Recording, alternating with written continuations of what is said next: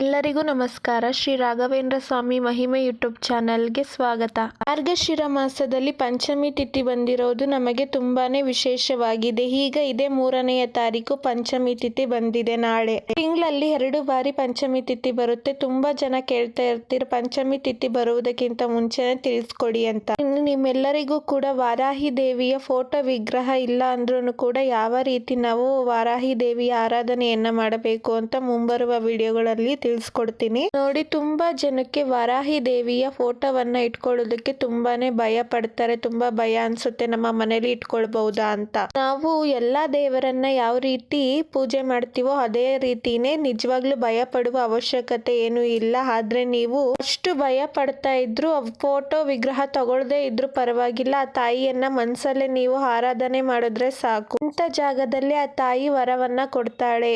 ಸಪ್ತ ಅಷ್ಟಮಾತೃಕೆಯಲ್ಲಿ ಆ ತಾಯಿ 5ನೇ ಸ್ಥಾನ ಪಡೆದಿರೋದ್ರಿಂದ ಆ ತಾಯಿಯನ್ನ ಪಂಚಮಿ ಎಂದು ಕೂಡ ಕರೆಯುತ್ತಾರೆ. ಯಾರಿಗೆ ಒಂದ್ ಮನೆಗಳನ್ನ ಕೊಂಡ್ಕೋಬೇಕು, ಆಸ್ತಿಗಳಲ್ಲಿ ವಿವಾದ ಇದೆ, ಸಾಲಗಳು ಜಾಸ್ತಿ ಇದೆ, ಹಾಗೆ ಯಾರು ಸ್ವಂತ ಭೂಮಿಗಳನ್ನ ಕೊಂಡ್ಕೋಬೇಕು, ಈ ರೀತಿ ಎಲ್ಲ ಯಾರಿಗೆ ಆಸೆ ಇರುತ್ತೆ ನೋಡಿ, ಅವರೆಲ್ಲ ಕೂಡ ತಪ್ಪದೆ ಈ ಪರಿಹಾರಗಳನ್ನ ಮಾಡ್ಕೋಬಹುದು. ಯಾಕಂದ್ರೆ ಫೋಟೋ ವಿಗ್ರಹ ಏನಾದ್ರೂ ಇದ್ರೆ, ವಿಗ್ರಹಗಳೇನಾದ್ರೂ ಇದ್ರೆ ಆ ತಾಯಿಗೆ ಪಂಚಮಿ ತಿಥಿ ಎಂದು ನೀವು ಏನು ತುಪ್ಪದ ಅಭಿಷೇಕವನ್ನ ಆ ತಾಯಿಗೆ ಮಾಡಿದ್ರೆ ಆ ತಾಯಿಗೆ ತುಂಬಾನೇ ಇಷ್ಟವಾಗುತ್ತೆ. ಸಾಕಷ್ಟು ಜನ ಒಡವೆಗಳನ್ನ ಇಟ್ಬಿಟ್ಟಿದೀವಿ, ಅಂದ್ರೆ ಗಿರ್ವಿ ಇಟ್ಟಿರುವ ಒಡವೆಗಳನ್ನ ವಾಪಸ್ ನಾವು ಬಿಡಿಸ್ಕೊಳ್ಳೋದಕ್ಕೆ ಆಗ್ತಾ ಇಲ್ಲ. ದುಡ್ಡಿದೆ, ಆದ್ರೆ ಆ ದುಡ್ಡು ಬೇರೆ ಯಾವ್ದೋ ಪ್ರಾಬ್ಲಮ್ ಆಗಿ ಅದಕ್ಕೆ ಹೋಗ್ತಾ ಇದೆ ಅಂತ ಹೇಳ್ತಾರೆ. ಆದ್ರೆ ಕೆಲವೊಬ್ಬರಿಗೆ ದುಡ್ಡು ಕೂಡ ಇರೋದಿಲ್ಲ. ಇದಕ್ಕೆಲ್ಲ ಏನು ಮಾರ್ಗ, ಅದು ಯಾವ ತರ ಬರುತ್ತೆ ಅನ್ನೋದು, ಈ ತರ ಏನಾದ್ರೂ ಇದ್ರೆ ನೀವು ತಾಯಿಗೆ ನೀವು ಕುಂಕುಮ ಅಭಿಷೇಕ ಮಾಡಿ. ಯಾಕಂದ್ರೆ ಆ ತಾಯಿಗೆ ಕುಂಕುಮ ಅಭಿಷೇಕ ಅಂದ್ರೆ ತುಂಬಾನೇ ಪ್ರಿಯಕರ. ವರಾಹಿ ಅಮ್ಮ ಯಾವ ತರ ಅಂದ್ರೆ, ನಿಂತ ಜಾಗದಲ್ಲೇ ನಮ್ಗೆ ಏನಾದ್ರೂ ಸಡನ್ ಆಗಿ ಬಂದಿರುವಂತ ಪ್ರಾಬ್ಲಮ್ ನ ಅದನ್ನ ಯಾವ ರೀತಿ ತಿಳಿಸ್ಬೇಕು ನಮ್ಗೆ ಗೊತ್ತಿರೋದಿಲ್ಲ. ಆಗ ಹಠಾತ್ತಾಗಿ ಬರುವಂತ ಕಷ್ಟಗಳನ್ನ ಅದನ್ನ ಯಾವ ರೀತಿ ಹ್ಯಾಂಡಲ್ ಮಾಡ್ಬೇಕು ಅಂತಾನು ಕೂಡ ನಮ್ಗೆ ಗೊತ್ತಿರೋದಿಲ್ಲ. ಅಂತ ಸಮಯದಲ್ಲೂ ಕೂಡ ನೀವ್ ಯಾರು ನಂಬಿಕೆಯಿಂದ ಆ ತಾಯಿಯನ್ನ ಸುಮ್ನೆ ಅಮ್ಮ ಅಂತ ಕರೆದ್ರು ಸಾಕು ಫ್ರೆಂಡ್ಸ್, ಅಷ್ಟು ಶಕ್ತಿಶಾಲಿಯಾದಂತ ತಾಯಿ ಅಂತಾನೆ ಹೇಳ್ಬೋದು. ಯಾಕಂದ್ರೆ 1, 2 ಅಂತ ಹೇಳೋದಕ್ಕಾಗೋಲ್ಲ, ಸಾಕಷ್ಟು ಆ ತಾಯಿ ತುಂಬಾ ಪ್ರಾಬ್ಲಮ್ ಗಳನ್ನ ಸಾಲ್ವ್ ಮಾಡಿರೋ ಅಂತದ್ದು. ಅದಕ್ಕೋಸ್ಕರ ನೀವು ಸಾಕಷ್ಟು ಜನ ತುಂಬಾ ಪ್ರಾಬ್ಲಮ್ ಗಳನ್ನ ಹೇಳ್ತಾ ಇರ್ತೀರಾ. ನಿಮ್ಮ ಸಮಸ್ಯೆ ಯಾವುದೇ ಇರಬಹುದು, ಎಲ್ಲಾ ಸಮಸ್ಯೆಗಳ ವಿಶೇಷವಾಗಿ ಭೂಮಿಗೆ ಸಂಬಂಧಪಟ್ಟಂತ ಪ್ರಾಬ್ಲಮ್ ಗಳನ್ನು ಕೂಡ ತಾಯಿ ನೆರವೇರಿಸಿ ಕೊಡುವಂತದ್ದು. ಸಾಕಷ್ಟು ಜನ ಎಷ್ಟೋ ವರ್ಷಗಳು, 10-12 ವರ್ಷಗಳು ಕೋರ್ಟು ಕಚೇರಿಗೆ ನಾವು ತುಂಬಾನೇ ಹಲ್ದಿದೀವಿ. ನಾವು ಇದನ್ನ ಇನ್ನು ಕೈ ಬಿಟ್ಬಿಟ್ಟಿದೀವಿ, ಇದು ಇನ್ನು ನಮ್ಗೆ ಆಗೋಲ್ಲ ಅಂತಾನೆ ಹೇಳಿರ್ತಾರೆ. ಈ ವಿಡಿಯೋಗಳನ್ನೆಲ್ಲ ನೋಡಿ ಅವರು ಅದನ್ನ ಮಾಡಿದಾಗ, ವರಾಹಿ ದೇವಿ ಅಮ್ಮನವ್ರನ್ನ ಭಕ್ತಿಯಿಂದ ಕೋರಿ ನಮನವನ್ನು ಮಾಡಿದಾಗ ಪರಿಹಾರವನ್ನೆಲ್ಲ ನಾವು ಮಾಡ್ಕೊಂಡ್ವಿ. ಆ ವರಾಹಿ ದೇವಿ ಅಮ್ಮನವರು ಅದನ್ನೆಲ್ಲ ಭೂಮಿಯನ್ನ ನಮಗೆ ಸಿಗೋ ಹಾಗೆ ಮಾಡಿದ್ದಾರೆ ಅಂತ ತುಂಬಾ ಜನ ಹೇಳ್ತಾ ಇರ್ತಾರೆ. ವರಾಹಿ ದೇವಿ ಅಮ್ಮನ ಬಗ್ಗೆ ನಮ್ಗೆ ಗೊತ್ತೇ ಇರ್ಲಿಲ್ಲ, ಈಗ ನಾವು ಕೇಳಿ ನಾವು ನಂಬಿಕೆಯಿಂದ ಮಾಡ್ಕೊಂಡ್ವಿ ಅಂತ, ಇದೆಲ್ಲ ನಮ್ಗೆ ಪರಿಹಾರ ಆಗಿದೆ ಅಂತ ತುಂಬಾ ಜನ ಹೇಳಿದ್ದಾರೆ. ಇದು ಎಷ್ಟು ಮಿರಾಕಲ್ ಅಲ್ವಾ ಫ್ರೆಂಡ್ಸ್. ನಮ್ಮ ಕೈ ಮೀರಿ ಹೋಗಿರೋಂಥದ್ದು ಕೂಡ ಎಷ್ಟೋ ಸರಿ ಕೈ ಬಿಟ್ಬಿಟ್ಟಿರ್ತೀವಿ ನಾವು ಬೇಜಾರಾಗಿ, ಇನ್ನಿಷ್ಟೇ ನಮ್ಮ ಪಾಲಿಗೆ ಇದು ಇಲ್ಲ ಅಂತ. ಆ ತರ ಇದ್ರು ಕೂಡ ನಾವು ಬಿಟ್ಟಿದ್ರು ಆ ತಾಯಿ ಆಶೀರ್ವಾದ ಅನ್ನೋದು ಒಂದಿದ್ರು ಅದು ಎಲ್ಲಿದ್ರು ಕೂಡ ಹುಡ್ಕೊಂಡ್ ಬರುವಂತದ್ದು ನಿಜ. ಅದಕ್ಕೆ ಇದೇ 3ನೇ ತಾರೀಕು ನಮಗೆ ನಾಳೆ ಪಂಚಮಿ ತಿಥಿ ಬಂದಿದೆ.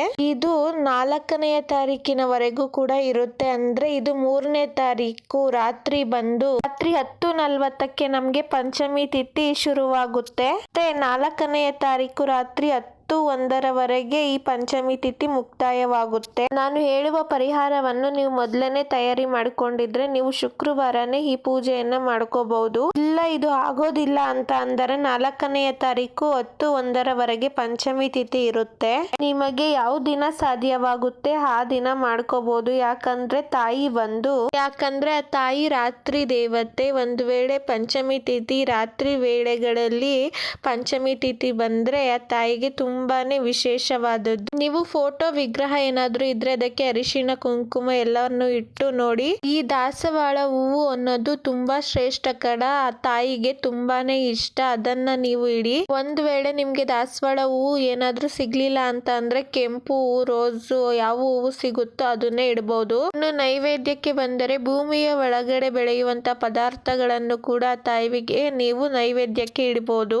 ಏನು ಮಾಡ್ಕೊಳ್ದೆ ಇದ್ರೂ ಕೂಡ ತಾಯಿಯ ಮಂತ್ರಗಳನ್ನ ಹೇಳ್ಕೊಂಡ್ರೆ ನೀವು ಸಾಕಾಗುತ್ತೆ. ಈ ದಿನ ನಾನು ತಿಳಿಸುವಂತ ಒಂದು ವಿಧಾನ ಸಾಕಷ್ಟು ಜನಕ್ಕೆ ಸಾಲಗಳು, ಮನೆಯಲ್ಲಿ ನೆಮ್ಮದಿ ಅನ್ನೋದೇ ಇಲ್ಲ. ಈ ಆಸ್ತಿ ವಿವಾದಗಳು, ಮನೆಯಲ್ಲಿ ಅಣ್ಣ ತಮ್ಮಂದರಿಗೆ ಜಗಳ ಒಂದಲ್ಲ ಎರಡಲ್ಲ, ಸಾಕಷ್ಟು ಈ ರೀತಿಯ ಸಮಸ್ಯೆಗಳಿಗೆ ಪರಿಹಾರಗಳು ನಮಗೆ ಬೇಕು ಅಂತ ಅನ್ನುವಂಥವ್ರು ಮೊದಲು ನೀವು ಆ ತಾಯಿಗೆ ಸಂಕಲ್ಪವನ್ನ ಮಾಡ್ಕೊಳ್ಳಿ. ನಾವು 3 ಪಂಚಮಿ ಅಥವಾ 5 ಪಂಚಮಿ ನಾವು ಇದನ್ನ ಮಾಡ್ತೀವಿ ಅಂತ ಅಂದ್ಬಿಟ್ಟು ಕೇಳ್ಕೊಳ್ಳಿ. ಮೊದಲು ಮನೆನೆಲ್ಲ ಕ್ಲೀನ್ ಮಾಡ್ಕೊಳ್ಳಿ. ಯಥಾವತ್ತಾಗಿ ನಾವು ಶುಕ್ರವಾರ ಶನಿವಾರ ಮನೆಯಲ್ಲಿ ನಾವು ಪೂಜೆ ಮಾಡ್ತಾನೆ ಇರ್ತೀವಿ.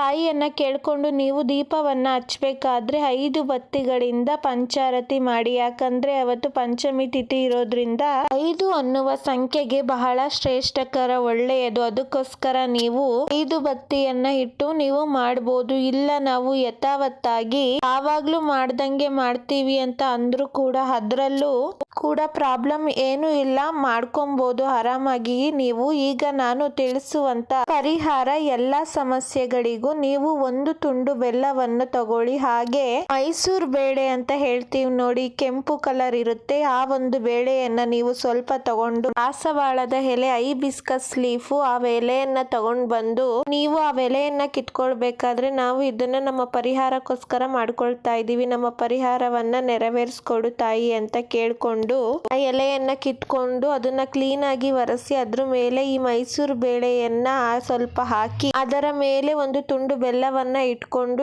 ನಿಮ್ಮ ಸಮಸ್ಯೆ ಯಾವುದೇ ಇರ್ಬೋದು ಅದನ್ನ ನೀವು ಕೇಳ್ಕೊಳ್ಳಿ.